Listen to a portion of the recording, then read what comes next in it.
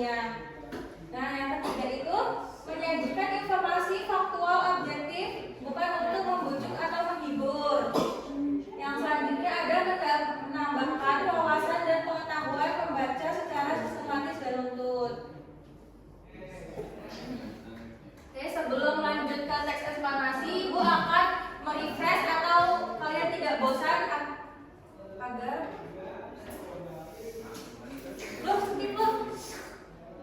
agar kalian tidak bosan, kita akan menonton video tentang fenomena alam. Ditonton dulu ya, Teh.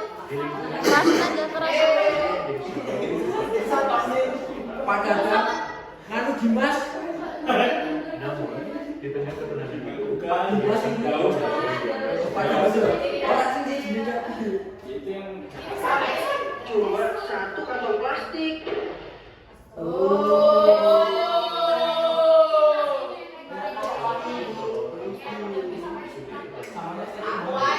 bukan jelas dulu. Iki orang kumpulan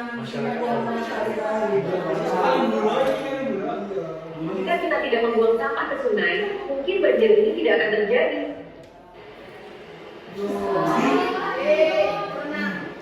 padahal Ini masyarakat berbeda dan membersihkan sungai bersama-sama. Ingat, sungai bukan tempat sampah, jadi penjilat ya penjilat. buanglah sampah pada tempatnya. Yo, esan kok urus Bu. Oke. Kemana boleh?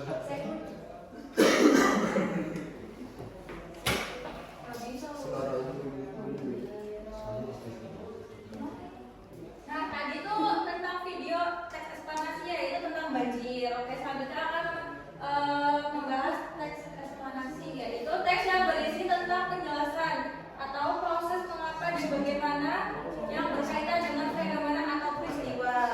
Oke, selanjutnya, nah di sini ada fenomena atau peristiwa pada teks eksplanasi terbagi menjadi 3. Yang pertama, nih gambarnya gunung meletus, yaitu fenomena alam.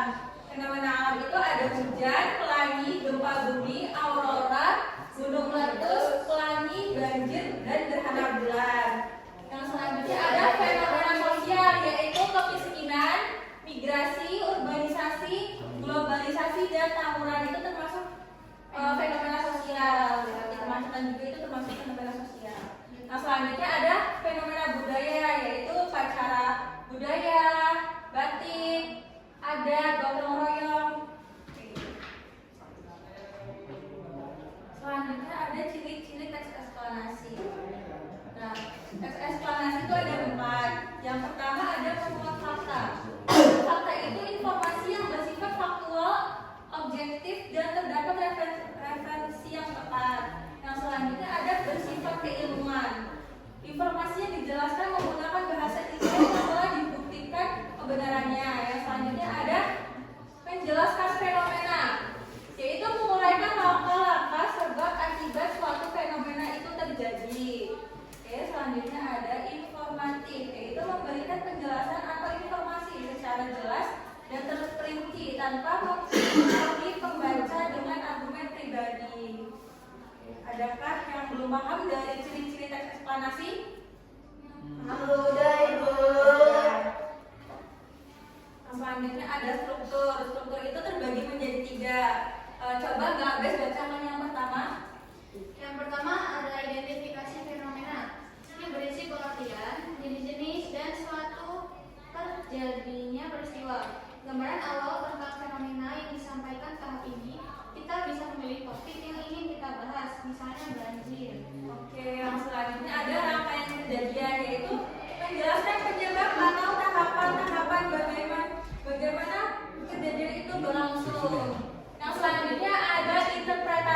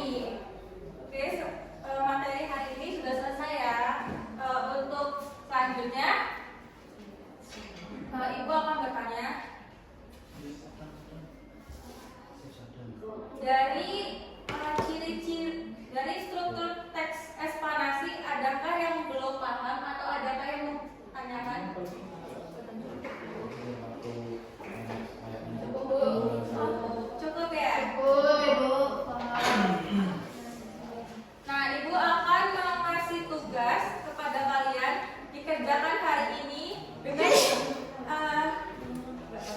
Kelompok Bu, individu. kelompokan aja ya. Oh ya, baik. 2 orang ya, 2 siswa ya, Bu. Betul. Saya ganjil. Paling kelompoknya sih utama aja. Terus kita sendiri aja. Bu nggak mau. Saya ikut mereka aja. Anak jangan sama kita ya. Boleh Bu pulang? Belum. Kerjain di sini sih. Boleh. Kita pulang sama siapa? Kita maunya pulang aja.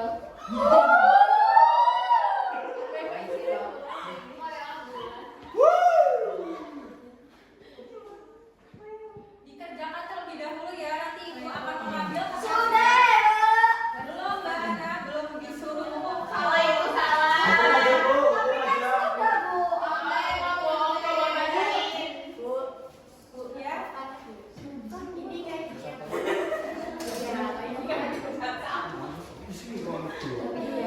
Iya. Tapi kamu salah penyusunnya.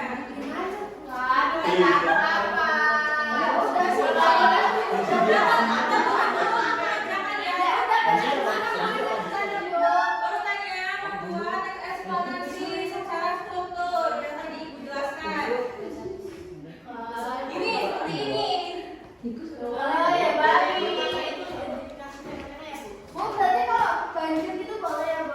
Ya kayak dijelaskan kenapa bisa banjir dari banjir, dari gempa bumi.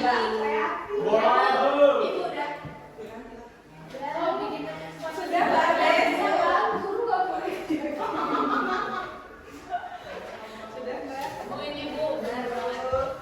Bu.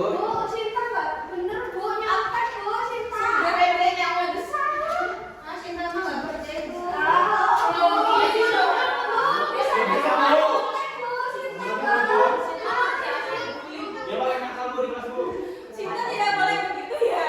Cinta cuma bolos Bu. Keluarin aja Bu dari sekolah. Dia bolos pametan Bu. Ya Bu, ya.